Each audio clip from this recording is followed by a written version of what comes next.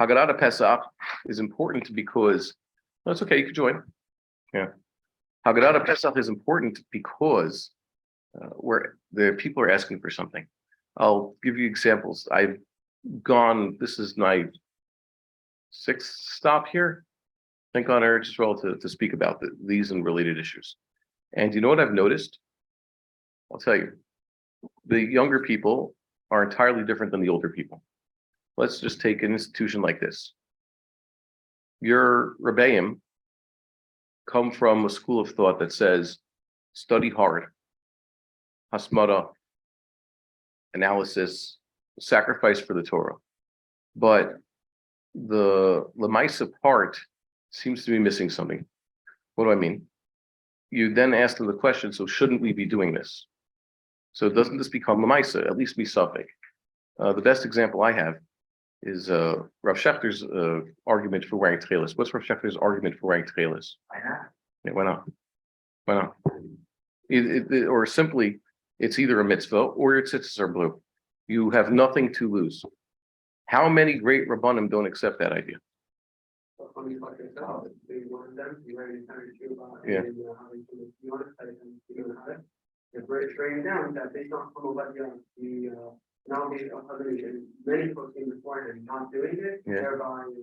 The Chazon Ish didn't do it. Chazon Ish didn't have the capacity. Yeah. So this is something that bothered me greatly. I was arguing with a great alumnus of this institution about what is Masorah.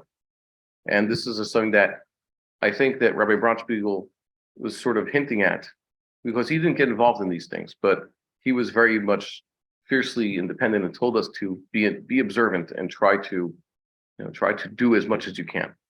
And he claimed basically that everything you see is Masorah. If this is how we do it, it must be a Masorah, like default. If that's how they do it, then it must be, this is a positive way to do it, down to the way we dress. And I pointed out that that's not really the right way of thinking. That's certainly not a Talmudic way of thinking. There's some things are bedafka, and some things are lav dafka. And the discerning mind has to look when something's bedafka and when it's not bedafka, right? So sometimes you have it that, this is not bedafka.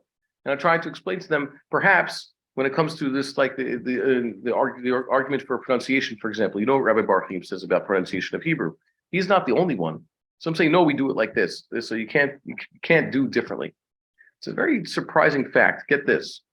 Someone says you should be pronouncing Hebrew just like this, just like you get from your father, whatever it is. Did you notice that their form of Hebrew only has the phonemes that exist in their supported language? Isn't that an amazing coincidence? Hebrew is supposed to be its own language, and we do it just like, let's say Minog Ashkenaz, we're going to do Havar Ashkenazis, but Havar Ashkenazis has exactly, at least its modern incarnation in America, has all its phonemes are present in modern spoken English, except for one, the sound of the chaf, right? And it doesn't allow for any other phonemes that are not present in modern American spoken English. Isn't that an amazing coincidence? Although there are hundreds of spoken languages in the world, apparently traditional Hebrew is that close to English. Isn't that an amazing thing? And the older ones who were thinking about this in terms of Yiddish, let's say the previous generation, their form of Hebrew for ritual use was amazingly only possessed of phonemes. Phonemes are the sounds of the language that has the consonants and the vowels that are present in Yiddish. Isn't that amazing? And also the pronunciation is similar where you accent the verbs. The system of accenting syllables is like that of Yiddish. Now that's more than just a coincidence, and that's the case every single time.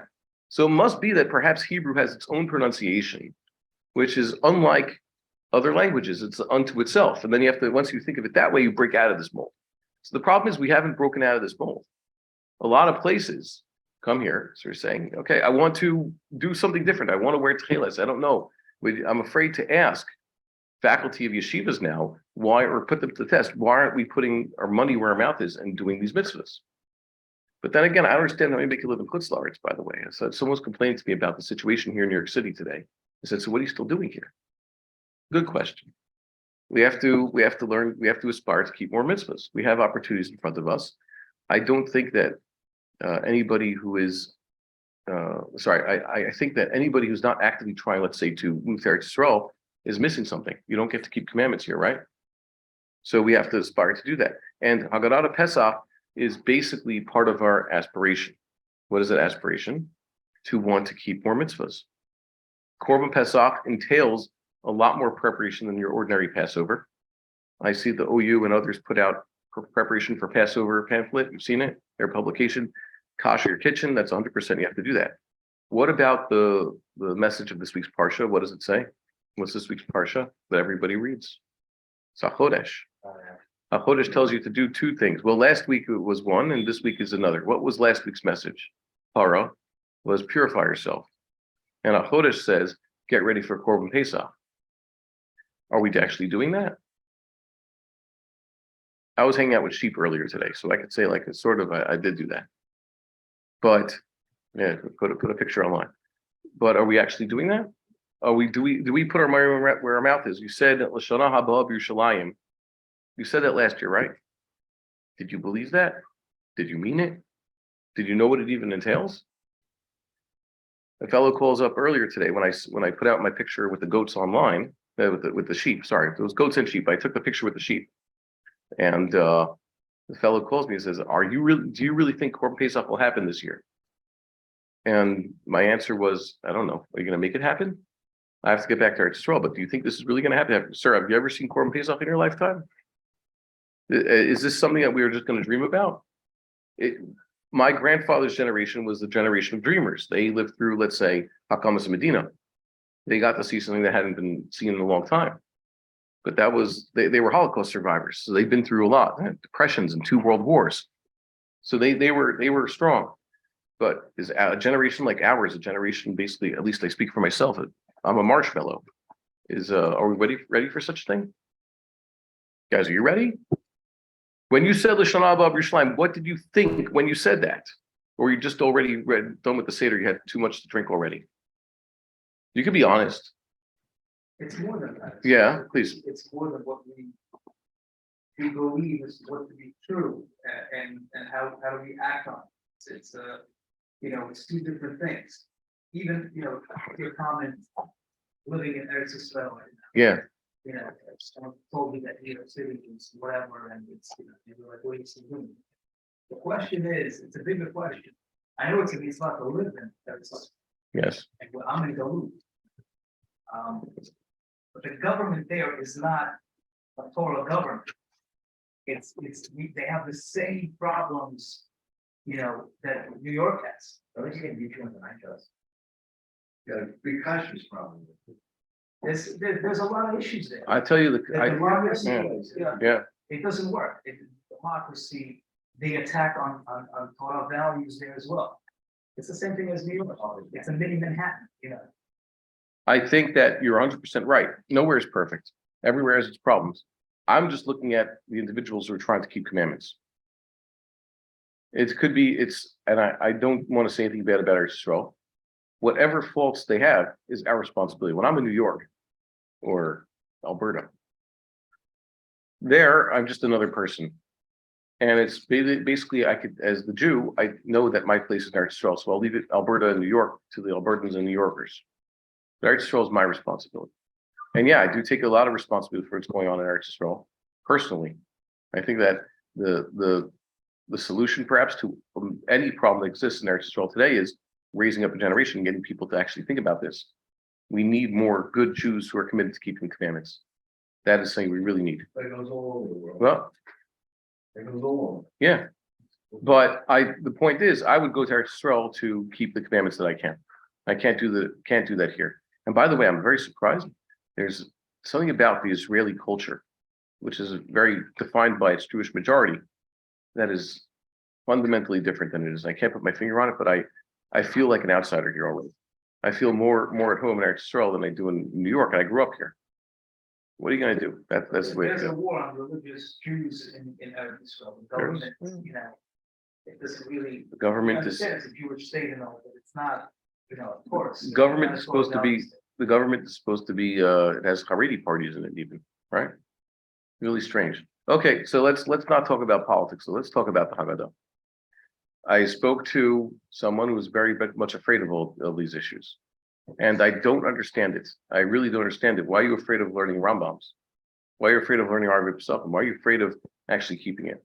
And like I told the guys in Israel, I said, it's basically that they're on the other side of the adoption curve. Do you guys know what the adoption curve is? We had put up a YouTube video about this. You know what I'm talking about? I'll explain the adoption curve. Oh, I can use this. The adoption curve looks like this. Here you have basically amounts of people. Okay, this is the number of people, and this on the x-axis is the way. Fine. Okay, makes sense. So let's say I introduce a piece of technology. I'm going to introduce the cellular phone, assuming it. Let's say it's not expensive. Like a lot of technologies come in suddenly today. Back in the old days, remember when cell phones first came out? It was a little bit, and maybe it was limited because not everybody could have one or a car phone. But let's just say it's a type of technology that's available to everybody. It's reasonably priced. So you have a minority here, a smaller number of people right at the beginning of the time who are taking it. They call those the early adopters. And then you have the more people catch on, you get higher numbers of people catch on later, and you get to the part where everybody's getting it. And then you have the stragglers over here. See? And that's basically, it turns out that this is a rule with regards to technology, and this is a rule also with regards to humankind. Okay, this is not something specific to the way Jews behave. This, like many other issues for which people win Nobel Prizes in economics, what basically are those about? People win a Nobel Prize in economics. What are they usually telling you? Insights into human psychology and behavior. Okay, just as Professor Aumann, a big Israeli professor who won a Nobel Prize, has said he's a Jew who won a Nobel Prize for economics. It's not a chiddush because every other year a Jew wins a Nobel Prize for economics. So in fact, it's an Israeli who wanted to be president of this. No, the Shechtman was the one who would be president. But either way, the chevra like that.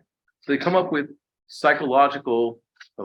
They come up with psychological insights, and this is a psychological insight which is true for, like I said, people. And it's not a surprise then that it's true for Jewish people, right? So Jewish people, when it comes to something new that should be acceptable, for example, just the tcheles issue, we've seen it with our own eyes. There were only a few people at the beginning who were wearing it. And even great rabbis were sort of in the closet about it. Information has come to light in pictures by my friend Rafi Hecht, who's also an alumnus of this school, has now become the biggest tcheles guy in Canada. Have you heard of him? Bluefringes.com. Go look him up. So he collects all the resources about it. He's become a real chassid ever since I sat him down in my living room. He was trying to tell me to invest in cryptocurrency. In time, he's like, you got to invest in crypto. And I said, you got to invest in tcheles. You know who won the argument? I still haven't bought a Bitcoin or whatever they call them. I still think it's a little bit iffy. But then again, most investments nowadays are pretty iffy, right? Anybody invest in a bank recently? Put their money in a bank? The banks still exist. I heard that there's falling like dominoes now. Anybody here learning banking?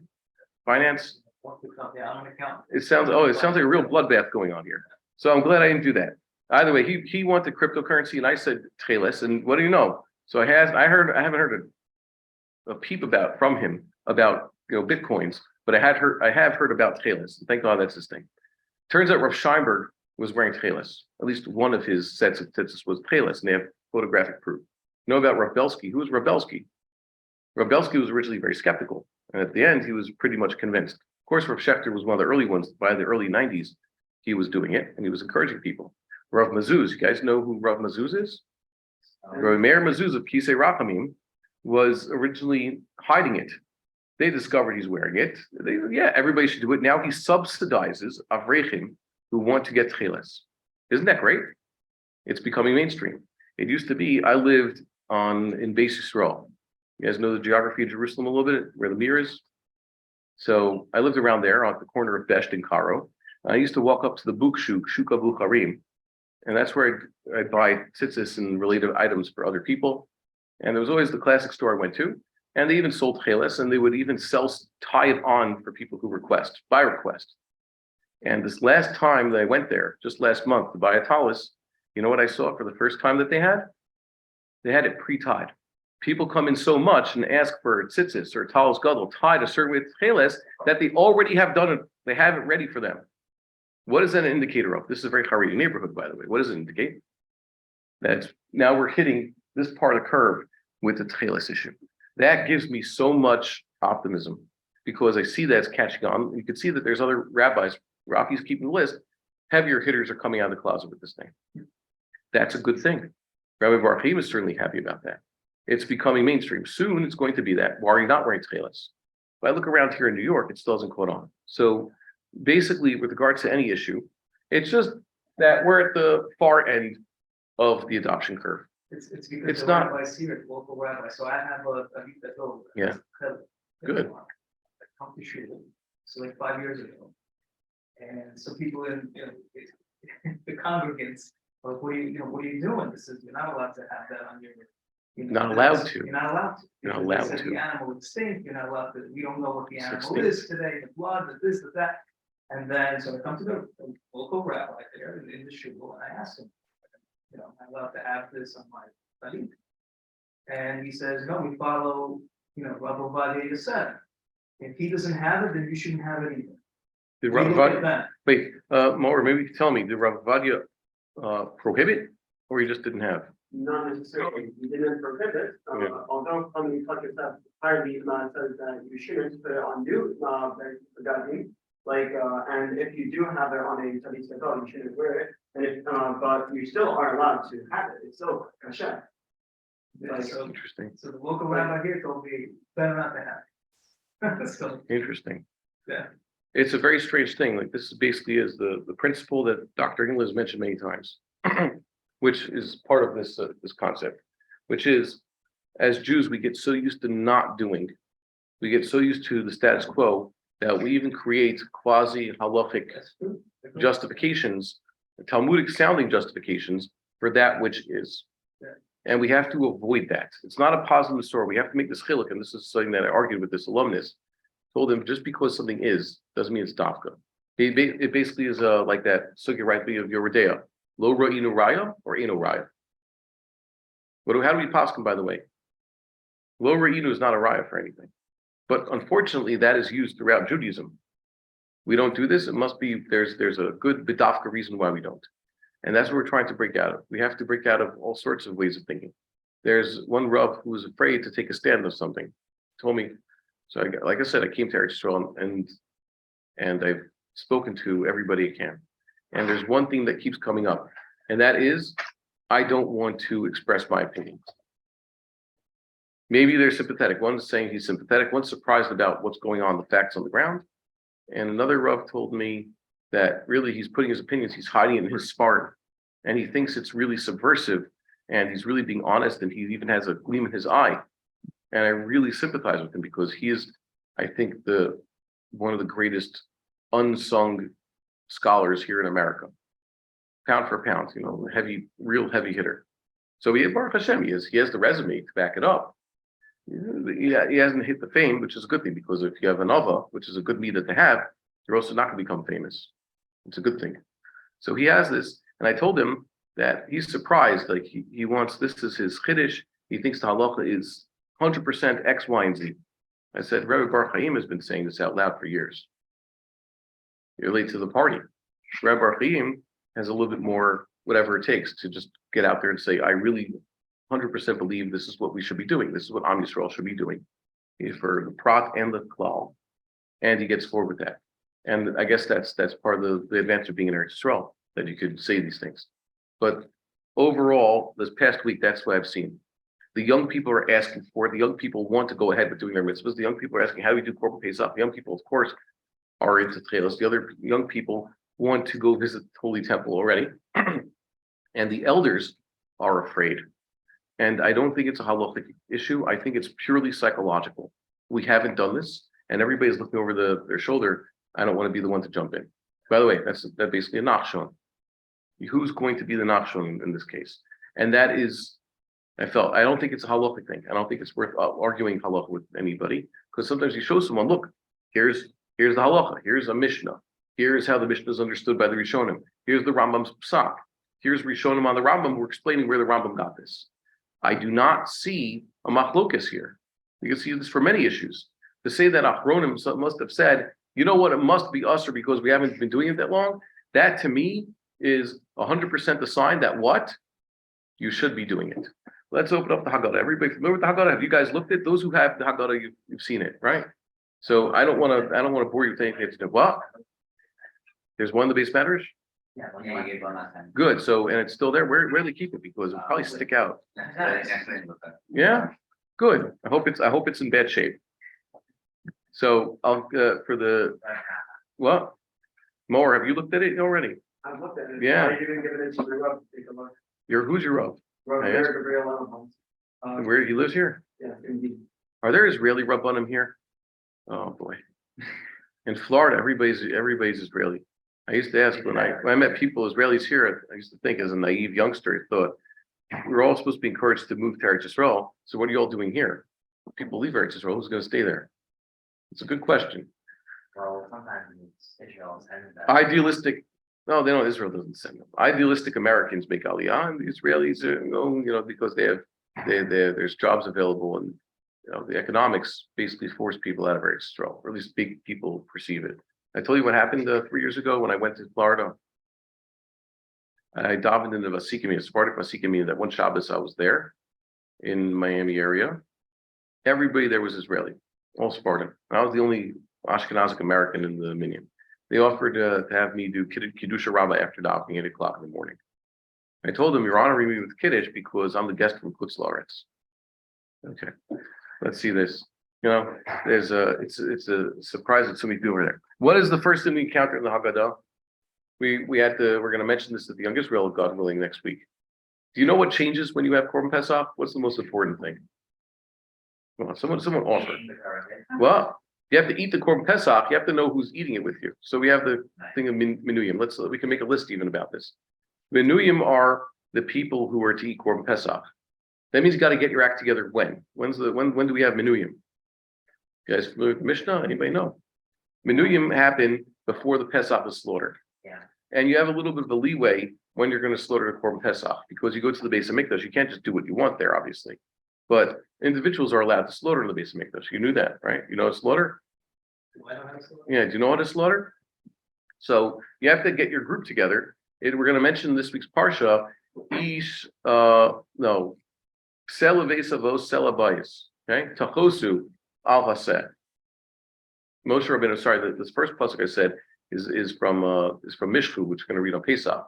In Parshas Chodesh, we have Ish Lefi Achlo Tachosu Al Haseh. And we're going to see on Shabbos what is the shorish of Tachosu? Bali Kriya. Well, what's the clue of the shorish Tachosu Al Haseh? The Michsas Nefashos. Just pashtus of Rashi. But we're going to see if there's a little bit of a kasha that's brought up by Amoraim, nonetheless. I'll give you the thing. What?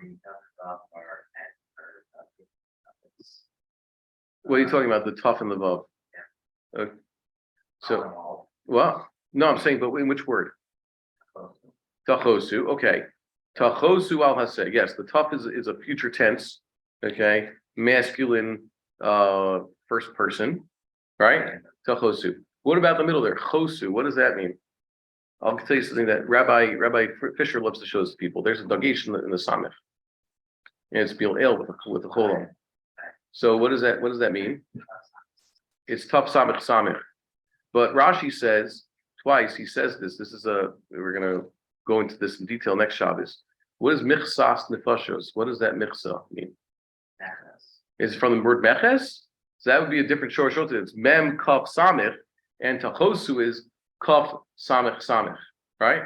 So the way you just broke this apart, that's what it seems to be. What does kaf samech shorish mean? Their Amoraim already pointed out. What? It means to shecht. In Aramaic, the shorish is to shecht.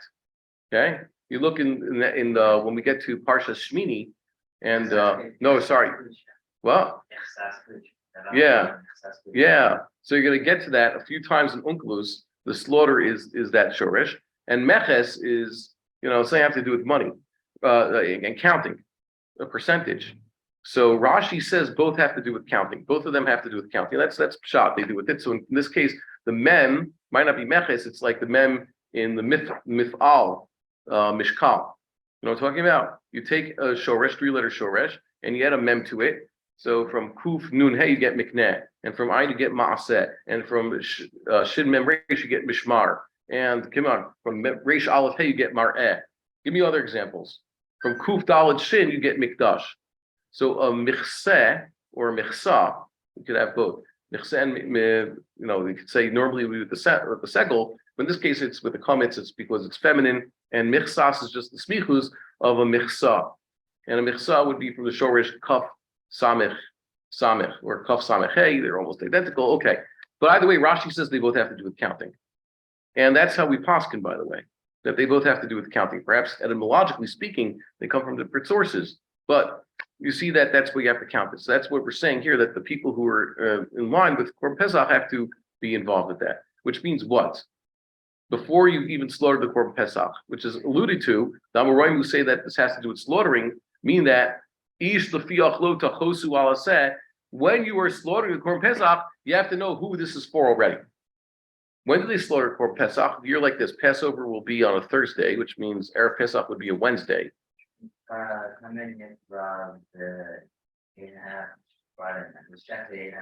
opposed to good. Erev Pesach, Yeah. 7 hour early, 7.5, finish at 8.5. Yeah. Tamid Nishchat. Good. So that's the way they're going to do it. It's not Erev Shabbos, so they don't need the extra hour. And why do we do it that way, by the way? Why do we do it? Why is the Korban Pesach after the Tamid? Does it have to be? Yes. It does? Supposed to be. I don't think so. I think if you read the Rambam, it's been pointed out by a few rabbis in Israel, the Rambam seems to give a technical reason for it. It says there's not enough time to do it this way, and everything has to be before. So get the Tamid out of the way, and then you'll have a big block of time. But what's the problem with that? An explanation along those lines. I say because somebody is being hard Is the last thing you do every day, right?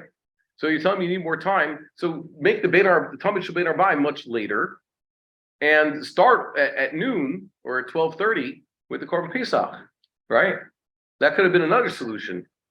But Dafka, no, it's better to make the Talmud earlier, and we don't care about this rule. Why do we disregard this rule Erev Pesach? That's a question. Try to offer an answer. You can find them in the Miluyim for the Hagada. We found that because Korban Pesach is meant to be eaten at night.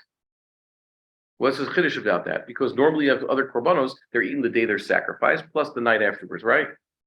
But this is shayach only to the coming night. So really, we should be sacrificing Korban Pesach and slaughtering it when? On the 15th of Nisan. But that's an impossibility to do. Because the Beis HaMikdash will only open up on 15th of Nisan, Yom Tov morning, when it's already too late to eat Korban Pesach.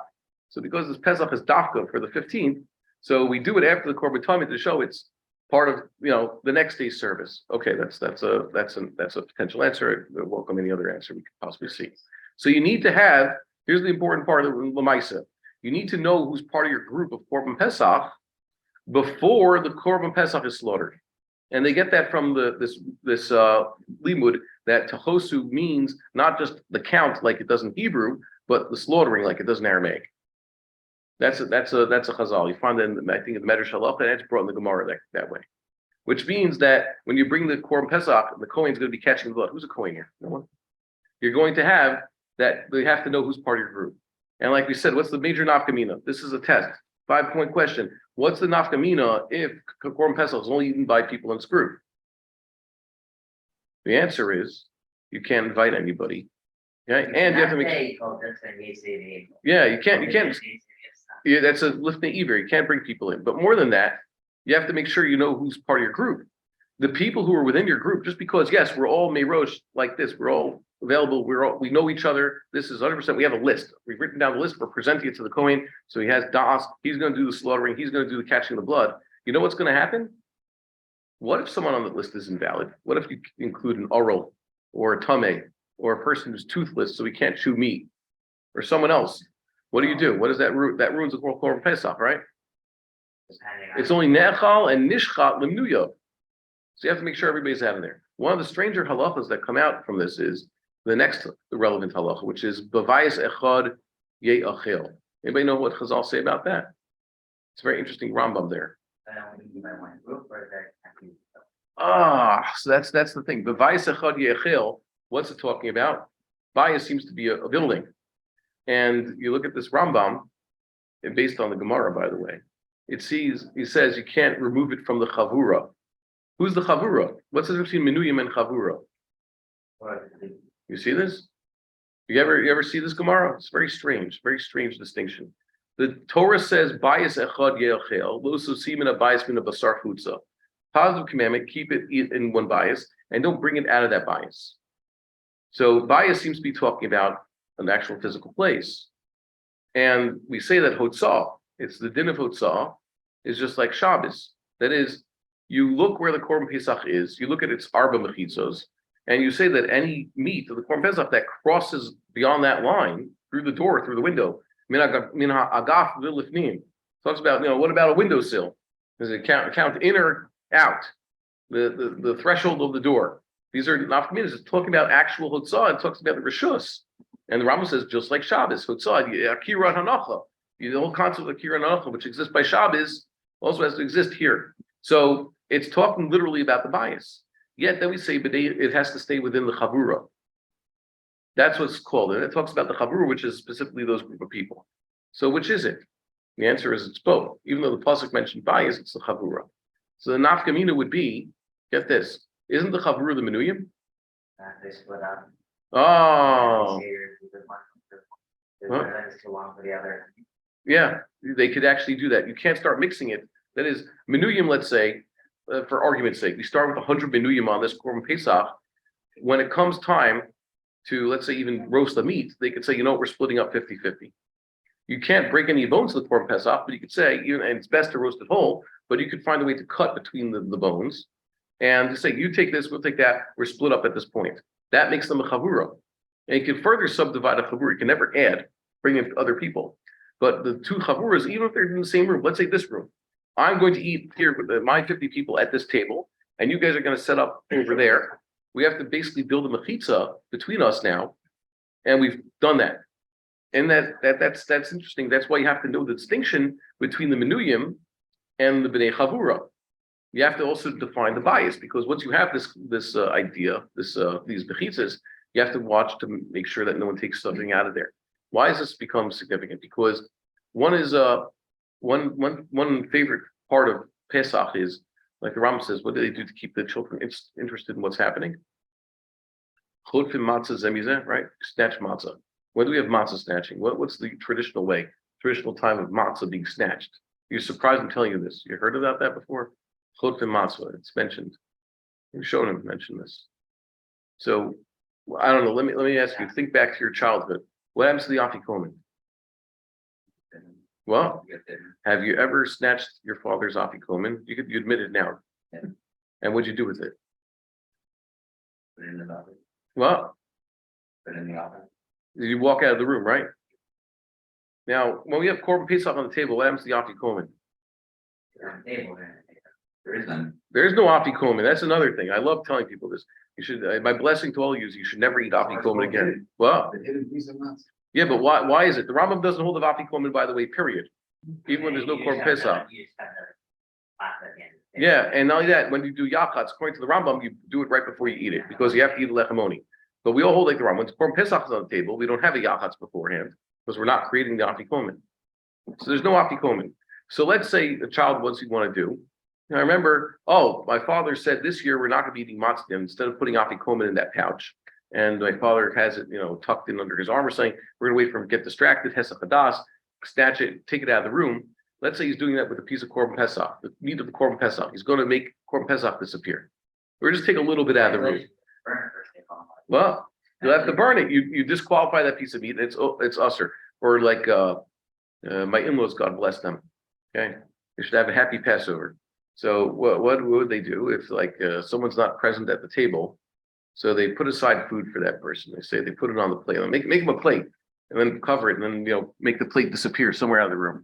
So I don't know. Let's say someone here is a big mitzvah boy. He's a Hatzalah member. Who's a Hatzalah member? Everybody been a Hatzalah member? They have an ambulance there. I was the token Hatzalah member here back in the early 2000s. So what did that mean? Very rarely. You get a Hatzalah call and mom is in the middle of something. You have to walk out of the Shabbos meal. Everybody, you've seen a Hatzalah member walk out of a Shabbos meal or didn't show up to Shabbos meal. So he's a little bit late. So there's food on it. They put the children in a bowl. So that's fine. Can you do Korban Pesach? You say, how many people have been born on Leil Pesach? I think that it was the Rambam was born on Pesach, Leil Pesach. So Rambam himself. So perhaps, went out, went to the living room. Someone starts a Seder at 9 o'clock. Like you said, why is the Chavurah split up? Because, it takes longer. So you can imagine Pesach starts a certain time. They could finish their Seder in 2 hours. There's some people, they daven Nusach Sfard at the Hasidish Minyan here in Gardens Hills. So Maisa, when did they daven Maror Leil Pesach? They daven Maror at 9, and then they're very hamish about when they actually sit down. I would imagine some Yekis are singing Kilo Ya'eh, right? As these people are starting Kiddush. When I first lived in Eretz Yisrael, like I mentioned, that actually happened. I was walking out of my Seder. Seder was Motzei Shabbos. Not exactly the earliest time to start Seder. The first time in Eretz Yisrael, Seder was Motzei Shabbos. I recall leaving where my wife and my daughter had Seder with another family. It was very beautiful. It's late Leil Pesach. It's Motzei Shabbos.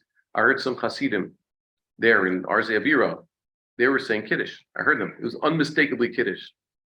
Okay, so you could have this. What do you do if you take out Korban Pesach out of the room to save for some other person? What would happen to it? Well, it's no good. So they disqualified it. So you have to watch out. In Korban Pesach, you have to be nizhar, and you also have to wash your hands well. What do you do if you're handling kachim? You wash the tilas yadayim, right? Yeah. No, not sufficient. You have to go to mikveh. And what else do you have to do? You yourself went to mikveh earlier in the day for Harish Shemesh. You have to go to mikveh at least. If we're doing this betuma, so everybody has to go to mikveh well before Pesach, and the Torah kicks in at Harish Shemesh. Tevilas Yadayim and Tilas Yadayim is entirely a rabbinic issue, correct? There's no such thing as Netilas Yadayim Midoraisa.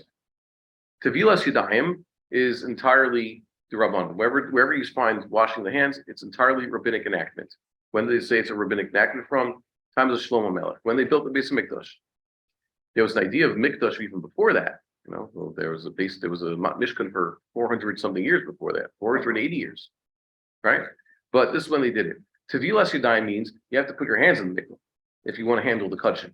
And that's saying entirely differently. Apparently we'll be doing this after Maror, or the person who's handling the Korban Pesach and preparing it for everybody has already done so. So you have to dunk your hands in the mikveh. Is there a mikveh here for everybody in which to dunk their hands? Seriously, do they close the men's mikveh up? This is going to be an issue because kachim are only handled in Jerusalem.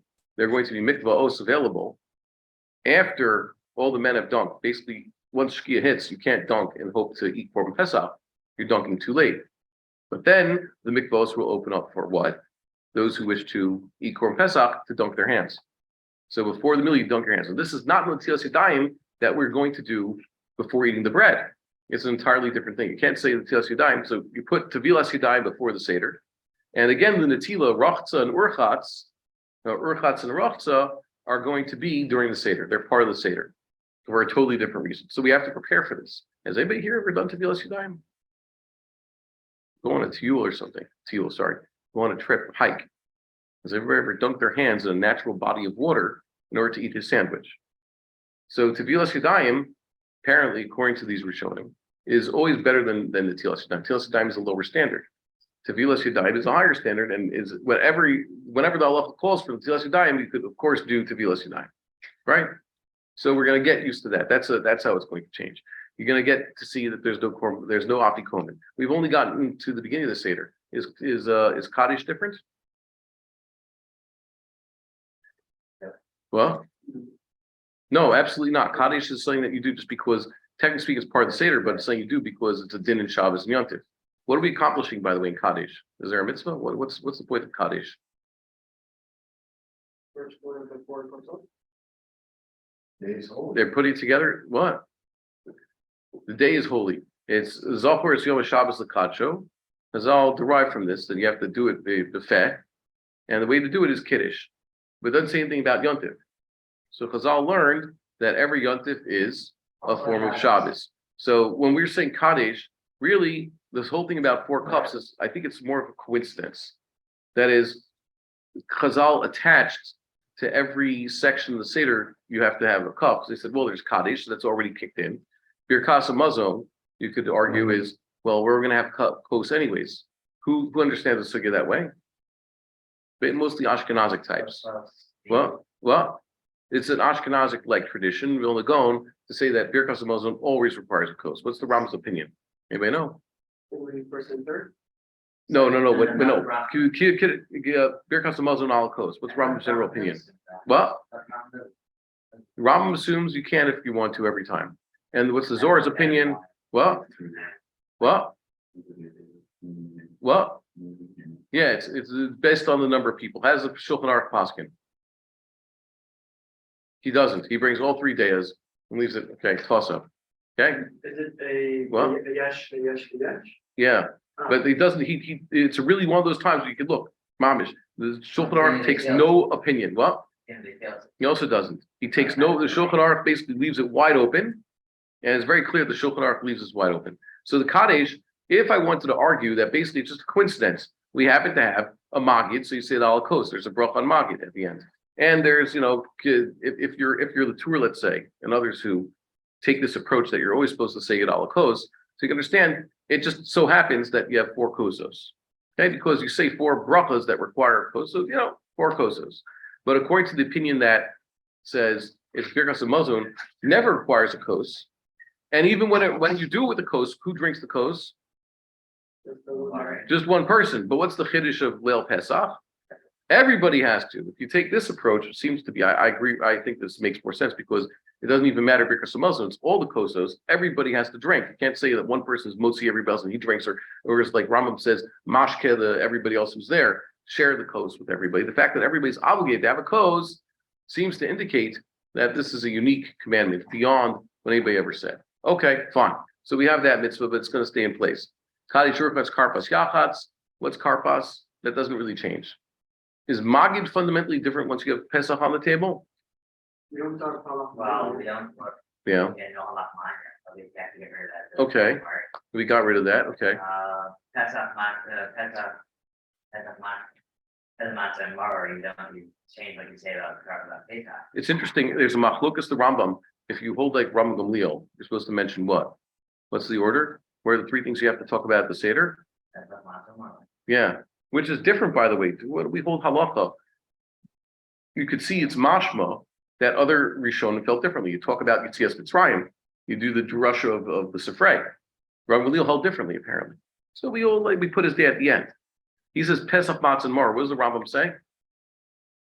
You guys know this? Look at the Rambam. It's a very scratchy head Rambam because apparently in his version of the Hagada he has it like we have, but in the Mishnah Torah in the Halacha he says Pesach, Maror, Matzah.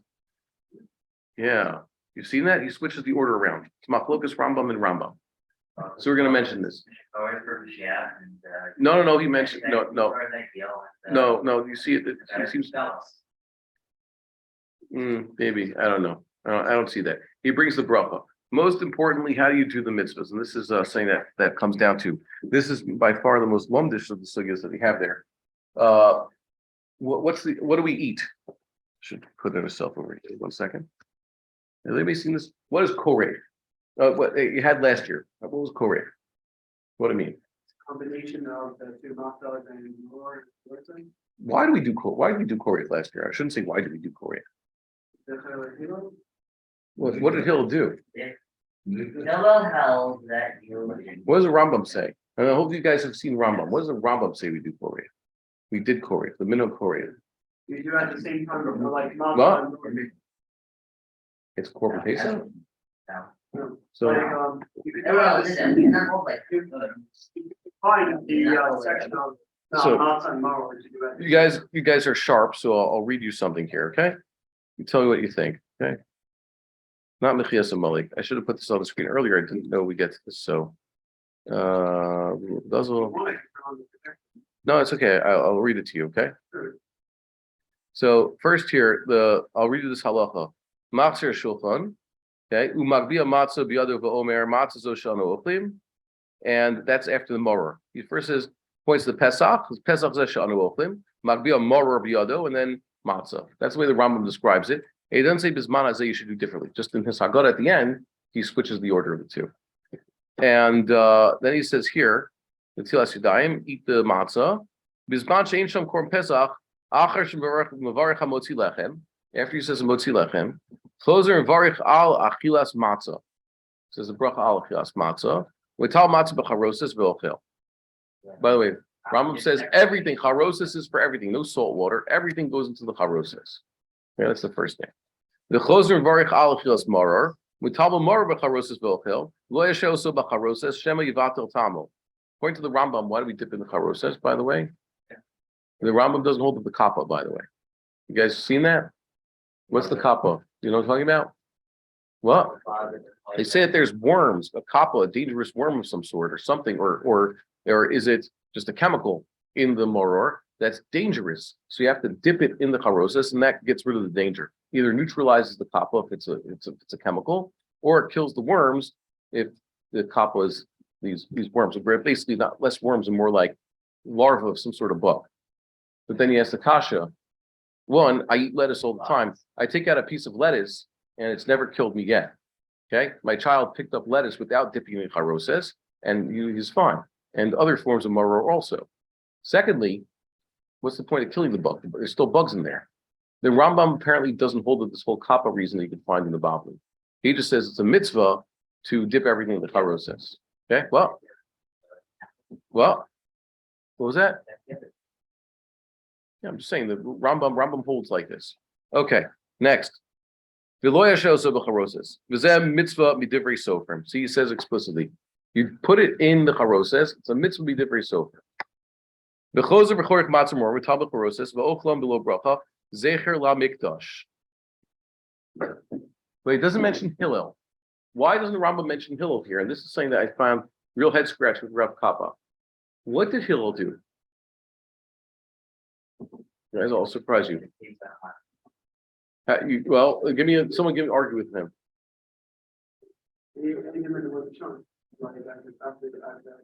There's an argument, at least apparently in the Girsa, did Hillel eat Matzah and Maror together or Pesach Matzah and Maror?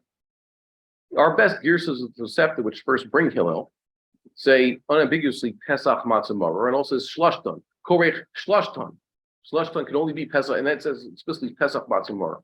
For some reason, Rav Kappa was trying to mami the Girsa, establish the proper Girsa is Matzah and Maror. And then he has like 4 pages commenting on the Rambam here, trying to figure out how Rambam got this from the Gemara. But I like it if you just stick with the fact that Tosefta says this, and the Rishalmi says this. Pesach Matzah and Maror, that's what Hillel did. And Rabbi Yochanan says that Chalukim Olav Chavero, everybody else disagreed with Hillel and said, Hillel, you can't do that. You can't eat Pesach, Matzah, and Maror together. That's 3 mitzvahs d'oraisa, and the taste is ruined by it. Yeah, 2 mitzvahs and Vivatul the third. However, you can eat Matzah and Maror together. Matzah and Maror together, and then Pesach is perfectly valid, which is why the Rambam says that when you have Korban Pesach on the table, you have 2 options: either Matzah and Maror together at once, dip in charoses, and you fulfill both commandments, or eat matzah, then eat maror, and then eat Korban Pesach. So when the Rambam says here, when you don't have Korban Pesach, and the Rambam says eat matzah, eat maror, because one's a deraisa, one's a rabbanon, you can't mix them. No Korban Pesach, eat matzah. You discharge your obligation to eat matzah, deraisa. Eat maror, that was your rabbinic obligation to eat maror. You did it. And now combine the 2 and eat them together. Why? Why are you eating them together? Because when you have a Korban Pesach, that's the right way to do it. The Zeichel Mikdash is when you actually have a Mikdash, everybody l'chadchila is eating matzah and maror together at the same time. The Rambam basically would say that the fact that we have Korech in the old-fashioned Maxwell House Seder without Korban Pesach is an indication that when you actually have Korban Pesach, you were supposed to l'chadchila eat matzah and maror together first. And then the Rambam says, and you could eat matzah, and then you could eat maror. You could separate them technically, but really you could eat them together. Does that make sense? So this is something that we have to understand. When we do this zecher, the Rambam doesn't say zecher lemikdash kehillel. Why not? Because it's not exactly what Hillel did. Hillel, if it was real zecher lemikdash, like the Rambam says, it's matzah and maror, like we've done last year. If it was zecher lehillel, it would be shlashton, which you're not exactly allowed to do in any case. If you don't have Korban Pesach, then you can't do like Hillel because you don't have Shlashton. And if you do have Korban Pesach, then you can't put Shlashton together because Hillel was in the minority in this case. So the Rambam doesn't have it as Zecher L'Mikdash Hillel, it's Zecher L'Mikdash. Mikdash, they only do it. So God willing, we could see this, that, I don't know, someone asked me, should I be buying plane tickets today to get to Eretz Yisrael? Is Korban Pesach going to happen? I'll close with this. I have no clue. I know that things are getting better. I know that it's going to happen. And I know that from what I've seen in Eretz Yisrael, that there are forces of evil that are trying to stop Jews from keeping commandments, like you mentioned. And because we're so close, the forces of evil have gotten stronger, are really trying hard to make this not happen. That's what I'm confident of. I know that there's the critical mass of Yidden has yet to be reached. There are many Jews who want this to happen. There are many who are on the ground physically getting ready for it to happen. They're putting their money where their mouth is. They're checking their goats. They're getting ready to do this. They're making chavuras. It is a merely political issue. By the way, that's a major issue, but merely political. It's not a halachic issue. You can iron out the halachas. I like Rabbi Victor Miller's rule about halachic issues. You can show me all sorts of halachic machlokas. The halacha follows the Sanhedrin. The Rambam tells you how to make a Sanhedrin. Do we hold like the Rambam that you can reestablish a Sanhedrin? Do we hold like the Rambam? I don't know, but I do know this. The Shulchan Aruch held like the Rambam that you can reestablish a Sanhedrin. So if let's just say we're Shulchan Aruch Jews, the Beis Yosef himself says that's the halacha. He practiced it. Lamaisa, he held that. So who's the Sanhedrin? Whoever steps up. There's a rule. If you're supposed to have a Sanhedrin, and all the Chachamim in Bavel do not count. You know that? To be in Sanhedrin, you have to be here. Those who are there will make the Sanhedrin, and what they decide is the halacha. You're going to say, oh, it's ma'akev. You have to have a Kohen Gadol wearing a tzitz. And to be Kohen Gadol wearing a tzitz, he has to be wearing a choshen. And to wear a choshen, you have to know the exact identity of those gemstones. Do you? I don't know. Even if historically it's not, if that's what the Sanhedrin paskins, that's the halacha. That's what the Rambam says. There are no halachic issues that cannot be decided by a Sanhedrin, because what the Sanhedrin says is the halacha. Rabbi Aryeh Kaplan pointed this out. We're not impeded by halacha. The halacha is never an impediment to doing what God has commanded. Adrabah. The halacha is, this is something we believe, the halacha is the direction. It is how God wants you to keep the Torah. To say that there is a halachic mechanism that traps us, that we cannot accomplish what we need to accomplish because the halacha is stuck, then that's not halacha. That's just Spakis, that's people being, I guess it takes us back to where it began. It's lack of confidence in what we are doing. But if we're confident in what we're doing, then there is no halakha impediment. The halakha cannot be an impediment. In the times of the second Beis HaMikdash, Dan had a Navi show up for a long time. It didn't stop them from going ahead and doing what they did. What the Maccabees do, they had one big question they needed to ask of a Navi. So what did they do? They just put away the stones. They said, Nignaz, take apart the Mizbeach, put away the stones. But that didn't stop them from going ahead and building a new Mizbeach. That's an important lesson. You can't say that we don't know. If you don't know, push that aside, put in the Geniza, but you have to go ahead with keeping the halakha. And that's why I'm surprised. I can't say enough about, I guess, my own personal feelings about how everybody here seems to be stuck. Break out of it. I tell students, I was just in some other place, break out of this. Go get to Eretz Yisrael, keep the commandments. There's nothing wrong with it. It's good for you. L'tov lach, right? The Rambam says that. Moshe Rabbeinu said it. The Torah was given to us to keep, to study, and to actually keep. And you will never be harmed if you actually just try to keep the Torah. There's no such thing. Okay? It can't be that God told us to do all of this and anything bad came to us, right? And that's how Ashkenazim conclude their service on Rosh Hashanah and Kippur Musa. Vayitzaveinu Hashem. Hashem told us to do all this. Of course we're going to keep it. It's good for us. It's tov lanu. Stakat yelanu. It's going to be good for us. Why can't we get to that point? We trick ourselves. We mamish trick ourselves. We justify what we're doing. We pretended that no, not this year. We said last year Lashon Haba Yerushalayim, but when push came to shove, we didn't do it. Right? I don't know what to say. We have to get ready. If anybody still is a little bit iffy about buying tickets, okay. But and certainly I know even the most confident Rabbanim are saying it's not happening this year. I feel very sorry, but if it's not going to be happening, it's only because we haven't done our homework in advance. It's like getting ready for Shabbos. I have it on good authority. I check the calendar. It turns out Shabbos falls out every Friday night. So how can you say you're not ready for it when it comes? The Mashkiach Lev Torah said, what is it? They didn't have time to make matzah. They were told to make matzah before the Seder race. They had to eat Pesach. They had to eat the Korban Pesach. Al matzos u'mariah galuhu.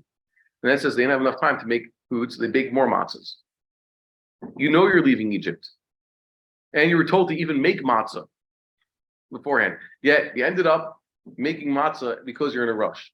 How could that be? What's the answer? Human nature. That's the way all people are. We're not ready. When the time comes, we're not going to be ready. Yeah, there are people enthusiastic. Keep a chipazon, that's a good thing. You left Egypt right when you're supposed to. But there's always something you're not ready for. So anticipate that. The Chacham in of Garosho, he knows what he's going to be encountering. You are going to encounter Korban Pesach. It's going to happen. I had never been to Eretz Yisrael until I was an adult. You know that. I'd never been to Eretz Yisrael until I was a grown man.